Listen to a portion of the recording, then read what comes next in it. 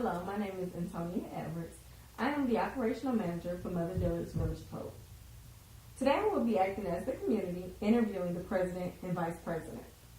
We have ALISA Boyd, the president of Mother Dillard's Village of Hope, ROXANNE Shields, the vice president of Mother Dillard's Village of Hope. Hello, ladies.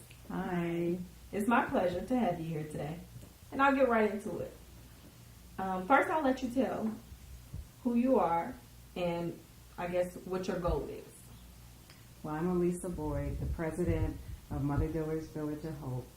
My goal is to see youth at risk be able to achieve goals that can help them adapt back into society, where that label is taken off of them and they're seen as the person that they were created to be. And hi, I'm ROXANNE Shields, and my goal is also to help support ALISA, as well as helping them to understand, the youth to understand that they are someone, and that someone is here that cares about them, and giving them an opportunity to shine. Okay. And I see that you guys are currently looking for a residential facility. Now let me ask you this, during the process of that, what are you doing right now to help these youth? And I just want to say that right now we are still operating as Mother Dillard's Village of Hope, but we're collaborating with other organizations who are working with youth. Okay. And other areas that will also give us an opportunity to work with the youth as mentors. Okay. Okay. Now, let's talk about this residential facility, because I'm excited just hearing about the things that you guys have planned once you get this facility. I see hydroponics, aquaponics, a chapel, a fitness center. I mean, it's pretty much like heaven. This is awesome. Now, one of the things that caught my eye was your mission statement, to provide an opportunity to help at-risk youth. What do you consider an at-risk youth? Well, I would say, Tonya, at-risk youth is someone who has some challenges, that is going through society, has some ups and downs, that had maybe something, a circumstance that has happened in their life, and they're challenged with trying to deal with it and cope with it.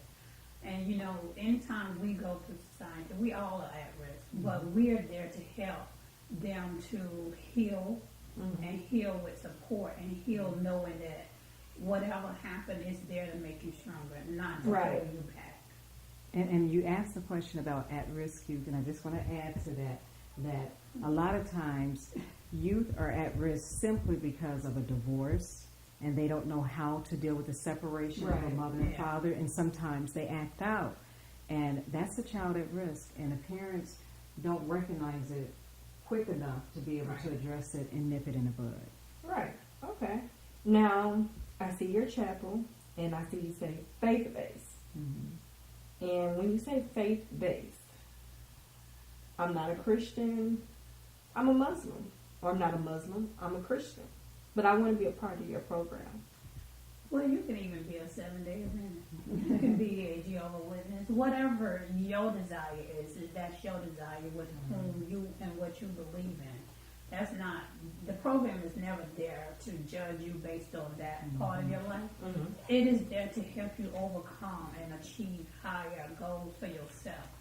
But we are there to help you establish whatever it is that you want to establish. We're not saying that you have to read our Bible or believe in our God. We're just saying that there's always something that someone believes in, and we just want to enhance it and encourage you to believe in it, as long as it's positive and not infringing upon someone else's freedom. And we would never infringe upon your freedom to believe in that. Okay. And the thing that caught my eye was the Holistic Treatment Center.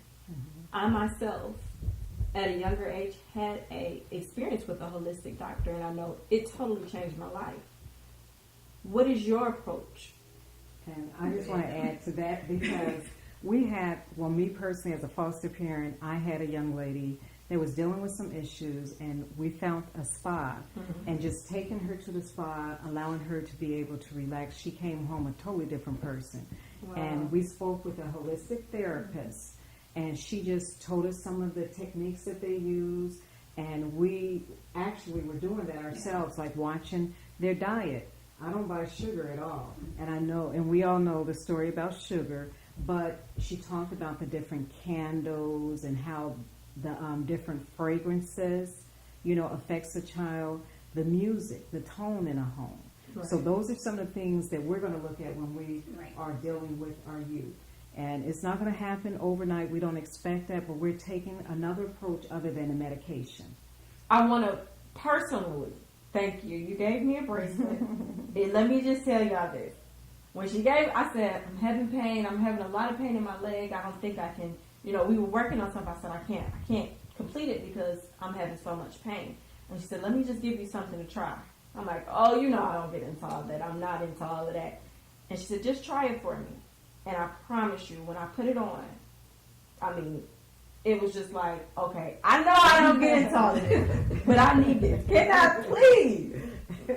And I want to say thank you because the pain I was going through was just like so overbearing. Right. And it really changed. And if you could just tell them like what it is. Well, what we did, we partnered with New Woo Visions, and there's actually, the copper has healing principles, and so does the stone. It has healing principles, something that's simple, and that's what we mean by taking the holistic approach.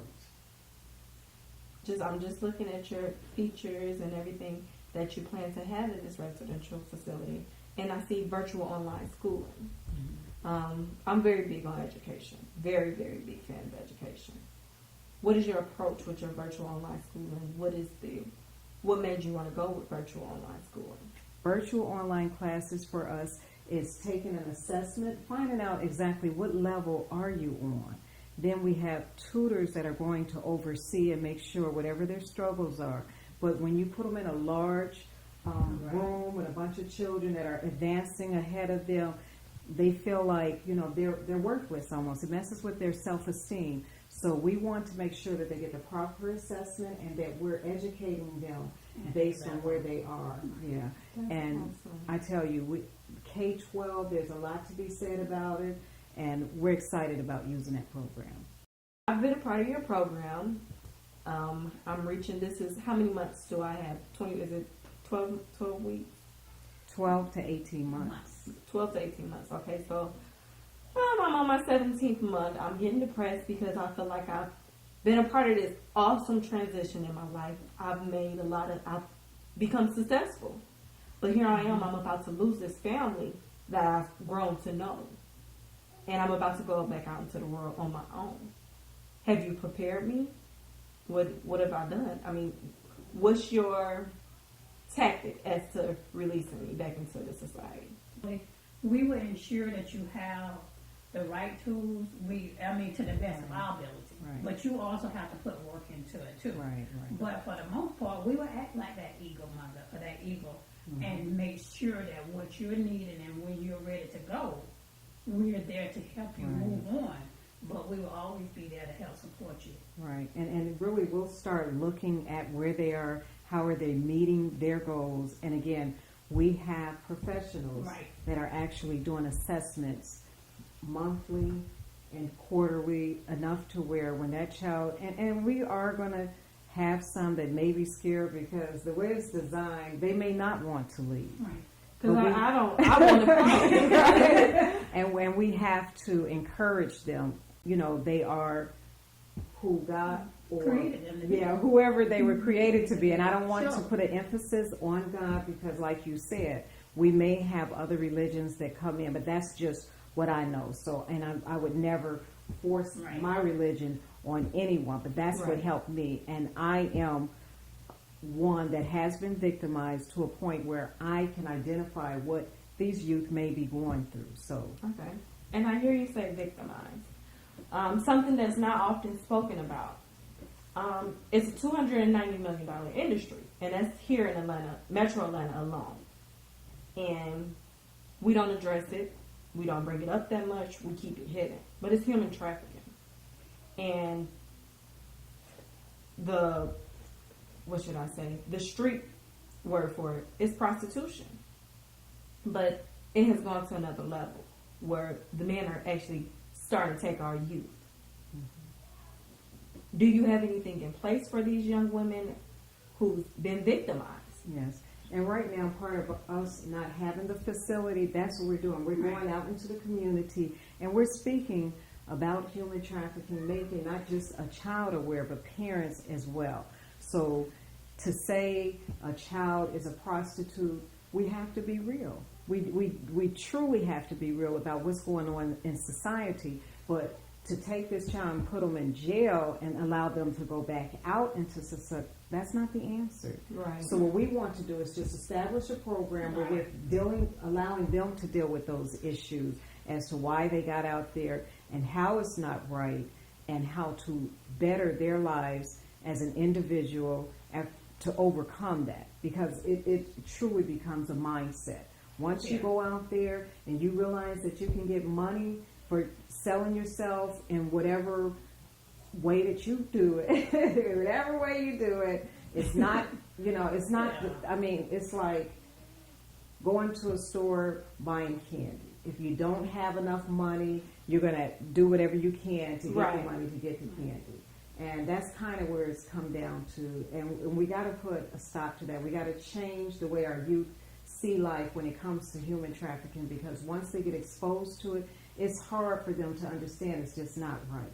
And that's what we've come up against in many situations with the children that have been placed in our homes. Some of the girls. Okay. And you know what that comes to also, Tony, is self-esteem. Mm-hmm. Their self-esteem was robbed from them. That's where I was getting at. It was robbed from them, but our goal is to help them regain it. That's regain confidence in themselves and let them know that you don't have to be a product of your environment, because some of it was forced upon you and some of it you didn't understand of it. You had no clue about it.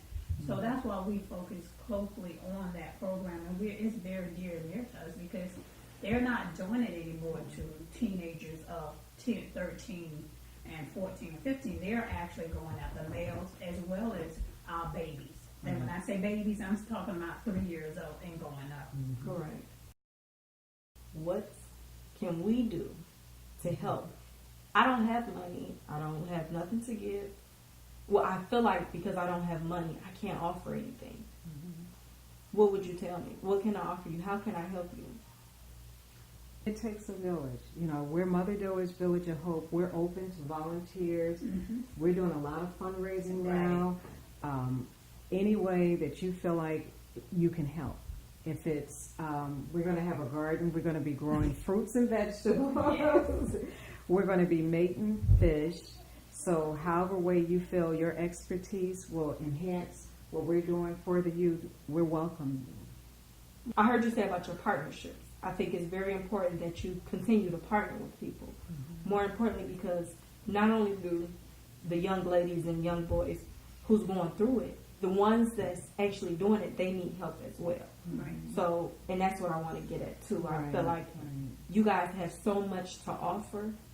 It goes beyond what you could even imagine. And I'm so excited to be working with you all and to even be able to sit right here with you all.